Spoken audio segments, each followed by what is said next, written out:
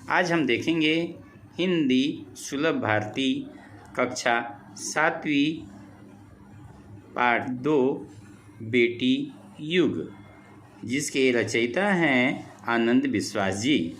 आनंद विश्वास जी का जन्म जुलाई 1949 सिकोहाबाद उत्तर प्रदेश में हुआ था। इनकी रचनाएं हैं मिटने वाली रात नहीं, पर कटी पाखी देवम, गर्मा गर्म थपेड़े लू के, बहादुर बेटी। आइए इनका संक्षिप्त परिचय देखते हैं। आनंद विश्वास जी अंधविश्वास और मुश्किलों के ताप से पिघलते जीवन के प्रति विद्रोही स्वर रखने वाले कवि हैं। इन्होंने अंधविश्वास पर कभी भी विश्वास नहीं किया, इस तरह से के कवि थे ये। प्रस्तुत कविता के माध्यम से कवि ने बेटियों की शिक्षा, महत्व के साथ साथ उनकी आत्मनिर्भरता, प्रगति को प्रतिपादित किया है। नानी वाली कथा कहानी अब भी जग में लगे सुहानी। सुहानी यानी सुंदर।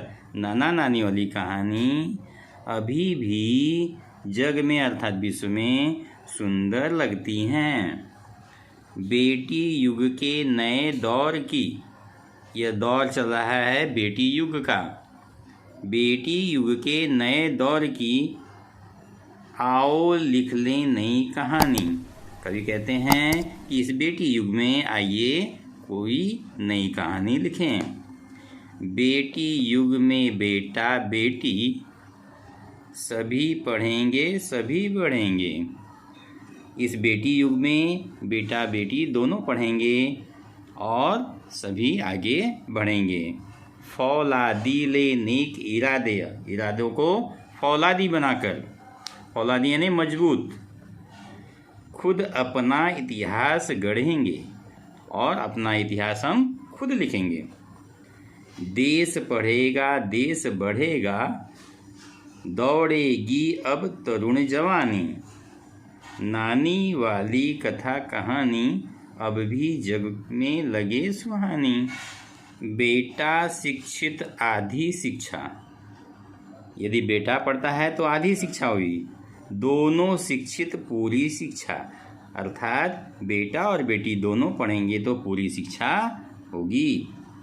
हमने सोचा मनन करो तुम, हमने सोचा मनन करो तुम, सोचो समझो करो समीक्षा। कवि कहते हैं कि हमने सोचा है कि तुम इस पर मनन करो, अध्ययन करो, इसका सोचो समझो और इसकी समीक्षा करो। सारा जग शिक्षामय करना, सारा जग शिक्षामय करना, हमने सोचा मन में ठानी। हमने यह सोच लिया है कि सारा जग को शिक्षामय करना है, अर्थात सारे पूरे विश्व में हमें शिक्षा फैलाना है। नानी वाली कथा कहानी अब भी जग में लगे सुहानी। नानी वाली कथा कहानी अब भी जग में लगे सुहानी, यानी नानी वाली कथा कहानी अभी भी जग में सुंदर लगती हैं। अब कोई ना अनपढ़ होगा, अब कोई अनपढ़ नहीं होगा। अनपढ़ अर्थात जो पढ़ा लिखा न हो। सबके हाथों पुस्तक होगी, और सभी के हाथों में पुस्तक होगी। ज्ञान गंगा की पावन धारा सबके आंगन तक पहुँचेगी। ज्ञान गंगा की धारा अर्थात पढ़ने की धारा, शिक्षित होने की धारा सभी घर घर तक पहुँचेगी, अर्थात सभी लोग पढ़े लिखे होंगे। पुस्तक और कलम की शक्ति जग जाहिर जानी पहचानी। पुस्तक और कलम की शक्ति पूरे जग को मालूम है, इसकी कितनी शक्ति होती है। नानी वाली कथा कहानी अब भी जग में लगे सुहानी। नानी वाली कथा कहानी अभी भी जग में यानी विश्व में सुंदर लगती हैं। बेटी युग सम्मान पर्व है, पुण्य पर्व है, ज्ञान पर्व है। सबका सम्मान करें तो जन जन का उत्थान पर्व है। पर्व का अर्थ होता है त्योहार, पर्व का अर्थ होता है त्योहार। बेटी युग सम्मान पर्व है, बेटी का युग सम्मान का त्यौहार है। पुण्य का त्यौहार है, ज्ञान पर्व है अर्थात ज्ञान का त्यौहार है। सबका सम्मान करें तो, सभी लोग यदि सभी का सम्मान करें, बेटा बेटी का सम्मान करे, बेटी बेटा का सम्मान करें, तो जन जन का उत्थान पर्व है। सभी लोग, जन जन यानी प्रत्येक व्यक्ति का, जन जन का उत्थान, उत्थान यानी भलाई करने वाला पर्व है, पर्व अर्थात त्यौहार। सोने की चिड़िया तब बोले, बेटी युग की हवा सयानी। सोने की चिड़िया तब बोले, तब सोने की चिड़िया बोलेगी कि बेटी युग की हवा सयानी है। सयानी अर्थात समझदार।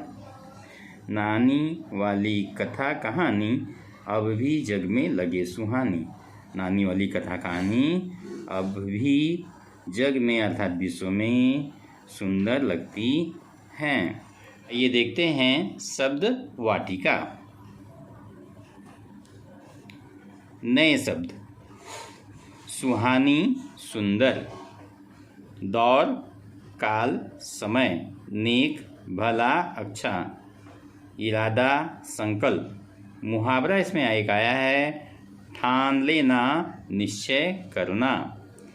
कलम लेखनी, उत्थान प्रगति, पर्व त्यौहार, सयानी समझदार। बच्चों, मुझे आशा है यह पाठ तुम्हें अच्छी तरह से समझ में आ गया होगा। यदि अच्छा लगा हो तो लाइक, शेयर और कमेंट जरूर कीजिएगा।